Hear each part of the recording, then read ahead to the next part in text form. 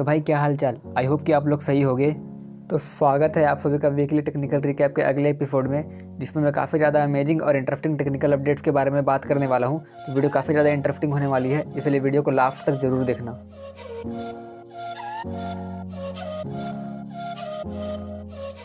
तो हमारा जो पहला अपडेट है वो व्हाट्सएप को लेकर है। तो अब तक तो आपको पता चल ही चुका होगा कि व्हाट्सएप ने अपनी प्राइवेसी पॉलिसी में कुछ चेंजेस किए हैं, और नई प्राइवेसी पॉलिसी आने के बाद लोग काफ़ी ज़्यादा खुश नहीं है व्हाट्सएप से। मतलब लोगों को लगता है कि नई प्राइवेसी पॉलिसी के आने के बाद उनकी प्राइवेसी पूरी तरीके से ख़त्म हो जाएगी। तो इसके बाद व्हाट्सएप लोगों को समझाने की कोशिश कर रहा है कि उनकी जो प्राइवेसी पॉलिसी है वो गलत नहीं है और इससे किसी की प्राइवेसी को खतरा नहीं है। और व्हाट्सएप ने लोगों को यह बात समझाने के लिए कुछ स्टेप्स लिए हैं। उनमें से जो पहला स्टेप है वो यह है कि व्हाट्सएप ने जो अपनी प्राइवेसी पॉलिसी की डेडलाइन थी, जो कि 8 फरवरी थी, उसे बढ़ाकर 15 मई कर दिया है। और इसके बाद व्हाट्सएप ने अपने वेबसाइट पर एक ब्लॉग लिखा है, जिसमें व्हाट्सएप ने नई प्राइवेसी पॉलिसी को लेकर जितने भी डाउट्स हैं उनको क्लियर करने की कोशिश की है।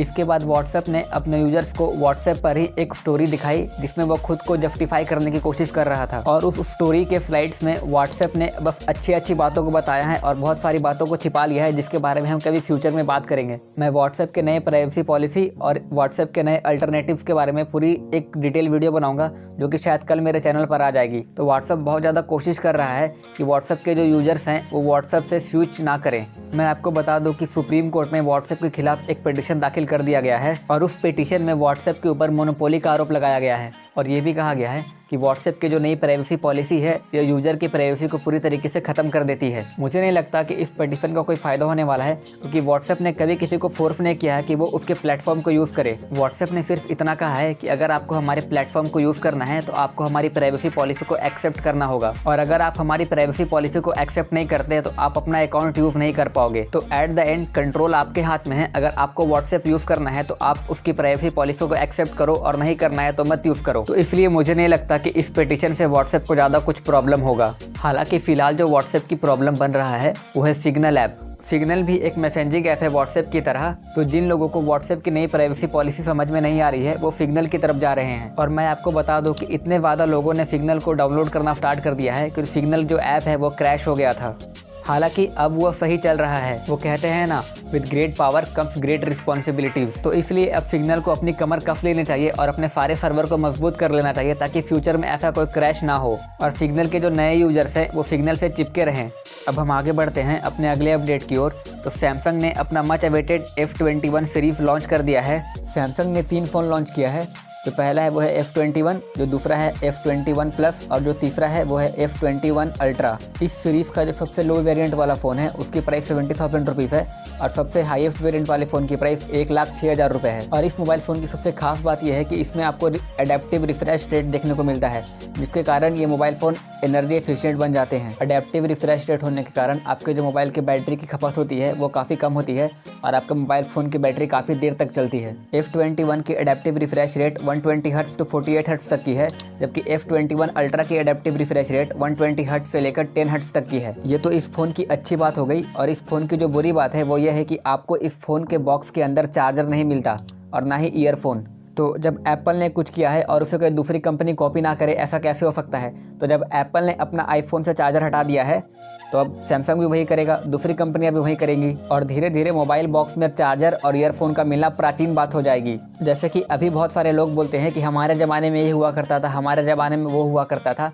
तो आप भी बड़े होकर ये बोलोगे कि भाई हमारे ज़माने में बॉक्स में चार्जर और ईयरफोन दोनों मिलते थे, वो भी फ्री। तो कोविड-19 की वैक्सीन आ चुकी है और लोगों को वैक्सीन लगना शुरू हो चुका है। तो माइक्रोसॉफ्ट और ओरेकल मिलकर कोविड-19 वैक्सीन कार्ड बनाने की कोशिश कर रही हैं, जो कि प्रूफ होगा इस बात का कि आपको कोविड की वैक्सीन लग चुकी है। और ये जो कार्ड है वो इंटरनेशनली काम करेगा, और इसका फ़ायदा ये होगा कि आपको बार बार टेस्ट कराने की ज़रूरत नहीं पड़ेगी। मतलब अगर आप एयरपोर्ट पर जाते हो और वहाँ पर जाकर यह कार्ड दिखाते हो तो आपको कोविड का टेस्ट देने की ज़रूरत नहीं पड़ेगी। एयरपोर्ट की अथॉरिटीज़ ये समझ जाएंगे कि इस बंदे को ऑलरेडी वैक्सीन लग चुका है, इसे टेस्ट की ज़रूरत नहीं है। तो यार आपको तो पता ही होगा कि बिटकॉइन की ग्रोथ काफ़ी तेज़ी से हुई है।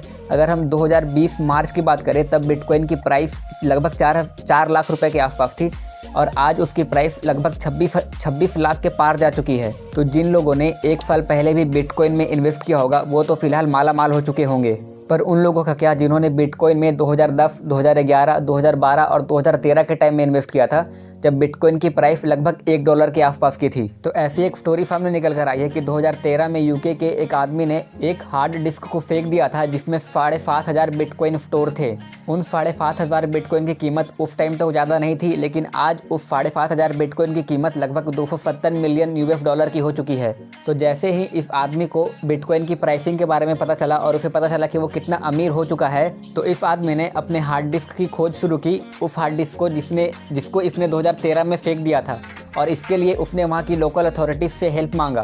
तो जिस जगह पर हार्ड डिस्क को फेंका गया था उस जगह पर पूरी तरीके से खोज अभियान चला दिया गया है, मतलब पूरी खुदाई कर दी गई है, पूरी सफाई कर दी गई है, पर अभी तक हार्ड डिस्क नहीं मिला है। तो लोकल अथॉरिटीज़ पूरी हेल्प कर रही हैं उस आदमी की उस हार्ड डिस्क को खोजने के लिए, और उसके बदले लोकल अथॉरिटीज़ उस आदमी से 25% उस बिटकॉइन से ले लेंगे। ये तो एक केस हो गई। इसके अलावा और भी बहुत सारे केसेस सामने आए हैं उन लोगों के जिन्होंने 2010 से 2012 में बिटकॉइन खरीदा था। बहुत सारे लोग अपने बिटकॉइन वॉलेट का पासवर्ड भूल चुके हैं। एक स्टडी के दौरान ये पता चला कि टोटल $140 बिलियन से ज़्यादा के बिटकॉइन के मालिक अपने बिटकॉइन वॉलेट का पासवर्ड भूल चुके हैं।